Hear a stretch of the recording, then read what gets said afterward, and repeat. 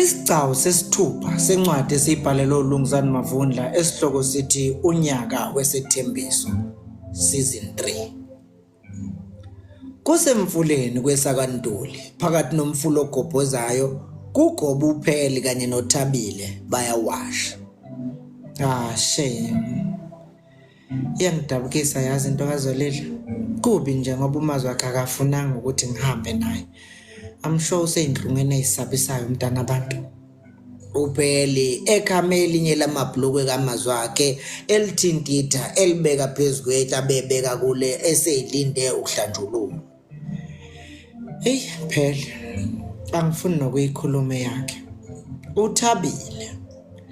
Angazi nokuthi ngicabangeni. Umzimba uyahlasimula ungafunga ukuthi konke lokho kwenzekile kwenziwe kimi. Okwakuba nje ukuthi ulahlekelwe ubuntombi bakho ngale kokuthanda kwakho. Uthabile ebhekisa ikhanda phansi kodwa kuzwakala nje ukuthi uthukuthelo uyaqhuma. I can imagine nje shame. Uzolile has always been about umazi and bekubonakala nje ukuthi lenda akayenzela umazi wakhe kuphela kodwa uzenzela naye iqobo lwakhe. Noma ekhuluma nje bewuzwa nje ukuthi she is so proud of having been loyal up to this far. Nokuthi ke nje she can't wait for the day la yena nomazi bezokwazana khona ngendlela. It is really so disturbing to think ukuthi amaphupha akhe ashabalale nje kanjalo. Upheli echitha amanzi angcolile ebebawasha ngawo ayemthonjeni eyokhelela ahlanzekile ukuhlambulula. Khona uqinisile.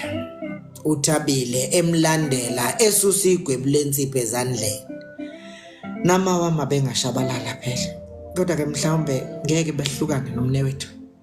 Ngicabanga kanjalo. Upheli evusa igande eqolozela uThabile. Yazi.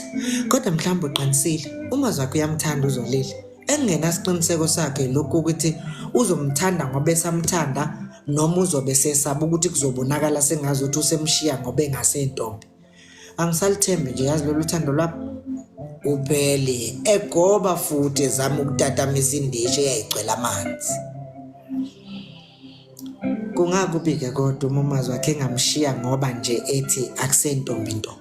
Uthabile egoba ebambisa upheli indishi. Ngaba kufani naye umnewethu ngoba mina njengesingami useyintombi nto. Phela umntombi abuthathwa umntombi. Uwena obunikeza lowo osuke ukhetha ukuthi abuthokozele. Ubuntombi buhamba ngocansi lwababili abavumelene, hayi nempoqo. Mhlawumbe uqinisile. Kodwa iqiniso lithi uma nje sewuke walala nomfana kungabe imvume noma kuyona imvume kodwa nje usuke ungaseyona intombi nto. Upheli ephonsa ingubo emanzini. Ngiyakuzwa. Kodwa komunye umuntu angathi uma ungakamnikeza umuntu obubekele yena ubuntombi bakho usuke useyintombi yena ikakhulukazi uma naye eqonda ukuthi bekungesiyona inhloso yakho. Uthabile usengenza nje umazi wakhe. Iqiniso lithi yebo siyavuma futhi sidabuka kanye naye uZolile kodwa akasentombi nto. Umuthi wena useyintombi nto ngeke kodwa imphumela yokuhlolwa ubuntombi kuvume lokho. Ke kodwa sengingayiphika nje uma ke sewufaka yokuhlolwa ngoba phela lapho ke kusuke sekubheka ukuthi iso lisekhona yini. Iqiniso ukuthi iso phela liyasuka nganoma yini. Abanye ngokugibela nje ibhayisikili iso liyasuka. Ngake ngafunda kwelinye ibhuku ukuthi nangokugibela ihashe iso liyasuka. Ufuna ukuthi ke kumina lowo muntu osuke engasenaliso usuke engaseyona intombi nto ngenxa nje yeseselonakele. Uthabile ekhama ebeka esihlahleni esasilengele emanzini. Khona imbono iyashayisana kulokho ukuthi kunini la umuntu elahlekelwa ubuntombi bakhe khona. Kodwa ke sikwaziyo lokho ukuthi abukho ubuhlungu obunzima nobunzulu ukwedlula ukulahlekelwa yibo ubuntombi bakho ngendlozula. Ngathi kunzima nje ukubhekana nesoka lakhe likuphoqelela ocansini. Kangakanani-ke kumuntu ongamazi nokumanzi nakhona engeyedwa. Upheli. Ubani nje owaziyo nokuthi abanalo igciwane lengculazi? Ngiyamzwela ngempela yazi umngani wami. osekungangizinzisi-ke manje lokho ukuthi engabumazwi uyamthatha yini. Ayi, asike sithule sibheke kuphela. Manje usho uThabile esukuma ezelula iqolo. Nagcina nenze njani nina ngendaba yengane? Hayi, sakhuluma nje kabanzi ngayo. Kodwa-ke kwabuye kwangicacela nje mina ukuthi mhlawumbe umuntu kuyofanele athi ukulinda lento izihlale kahle izinze kubo bobabili umazwi wakhe noZolile bayibone ukuthi hhayi ngoba ngiqonda okuphi. Okwakuhlupha uZolile ilokhu ukuthi umazwi wakhe ngeke akwazi ukulala nomunye umuntu beze beshade njengoba naye engakaze alale nomuntu nje. Mhlawumbe-ke manje ayi bamba uphele ebese shaya sengazuthi uyakhinceka. Athule nje uThabile amlinda qe. Ya khona ngiyethemba lesi sicelo into ezophumelela. Empeleni nje kuningi okuzophumelela uma sibhekisisa izinto ngendlela neso labantu abadala abakwazi ukucwaninga isimo ngakhona. Yenaba-ke manje angisakuzwa kuleli lokucwaninga. uThabile esonga izandla. Cha phela Thabile, ziningi nje izimo ezingezisizathu okusuke kufanele sithathwe ngaleso sikhathi.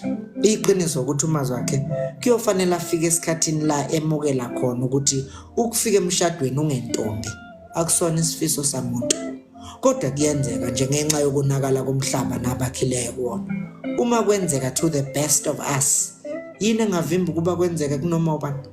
Lento yentombi into umazwi wakhe noZolile kuzofanele ke bathi kuyibukisela beke beyibuyisele eceleni. Kodwa ke phela kwehlukile komunye umuntu noZolile. Cha Thabile, angikhulumi ngoZolile mina la, kodwa naye uyangena kulezi izibonelo engikhuluma ngazo. And ke uma engena asikho isidingo sokuthi simenze ukuthi umuntu ohlukile phela. Kodwa ke usho ukuthi kuyolunga ukuthi sakhele phezulu kwalesi simo esibuhlungu kanjabile. Ungangizwa kabi. Angithi mina uZolile uyalunga ngokwenzekile. Engikushoyo ukuthi izimo zenzeka kithi sonke ngaphandle kokuthi siyimeme. Okwethu ukuzamukela siphile nemiphumela eza ngokuba khona kwazo lezo zimo empilweni yethu. Uma umazwi wakhe mhlawumbe ekhethe omunye umuntu ngaphandle kaZolile emva kwalesi simo, uZolile kuyofanele akhohlwe amaphupho akhe nomazwi wakhe, aqala amaphupho amasha asehambisana nesimo sakhe njengoba kuyena lokhu kusho ikhasi elisha lempilo. Ayikho into eyedlula ukwemukela empilweni Thabile. Kungenjalo phela ngabe sonke-ke abantu-ke nje sikhona bonke abantu ngabe bayayibulala. Mina ngazi abantu abashiywa abantu babo emveni kokuthola ukuthi banegciwane lengculazi. Labo bantu abazange bayibulale noma balahla ithemba empilweni, kodwa baqala impilo entsha nabantu abasha abemukela isimo sabo sinjengoba sinjalo. Ubona wazi mhlawumbe uZolile usazomthola umuntu ozomemukela yize engaseyona intombi into. Believe you me, I know people are right nabanye abantu after rape. Ukulahla umazwi wakhe kuZolile ngeke nje kuze kube ukuthi manje shuthi sekuphela komhlaba.